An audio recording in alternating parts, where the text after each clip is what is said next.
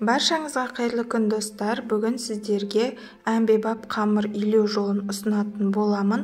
Яғни суда, тағамда қамыр езіліп піспеу үшін не істеу керек және қамырды қалай дұрыс илеу керек деген сан сұрақтардың жауабын осы видеодан көре аласыздар.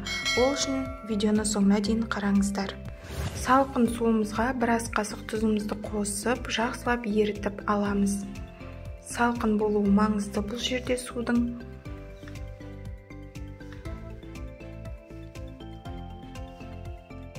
Електен өткізілген ұнымызға бір жұмыртқамызды шағамыз.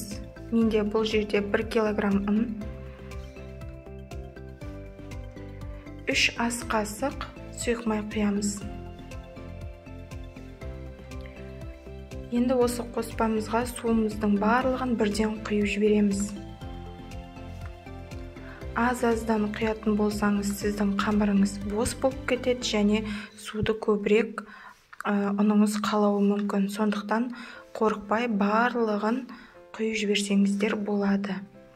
Бастапқы кезде суыңыз аз, қамыр дұрыс иленбей жатырған секілді болады, бірақ қорықпаңыздар.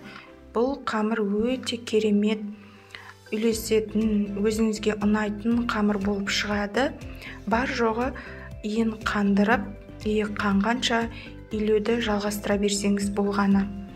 Дәл осы видеоны көріп тұрғандарыңыздай илеуді жалғастыра береміз. Барлық қамырымыз біріккенше илеуді тоқтатпайтын боламыз. Бұл қамыр өте керемет, идеальный тесто болып шығады. Бұл қамырдан сіздер мантыны жасай аласыздар. Бешбармақ, тұшпара, кеспе, ханым, тіпті бөректің де қамырын жасауға болады. Жақсылап иін қандырғаннан кейін осы қамырымызды 15 минутқа салфан мешокқа салып қоятын боламыз.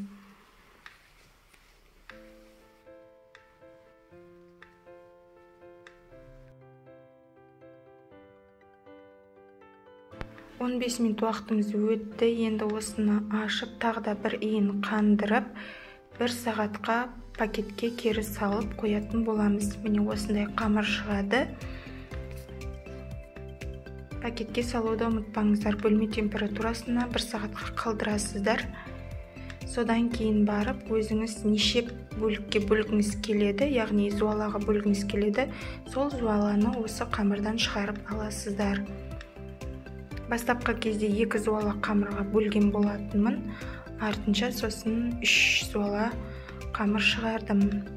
Себебі 2 зуаласына манты жасайын, 1 зуаласына кеспе пісіретін болып шештім.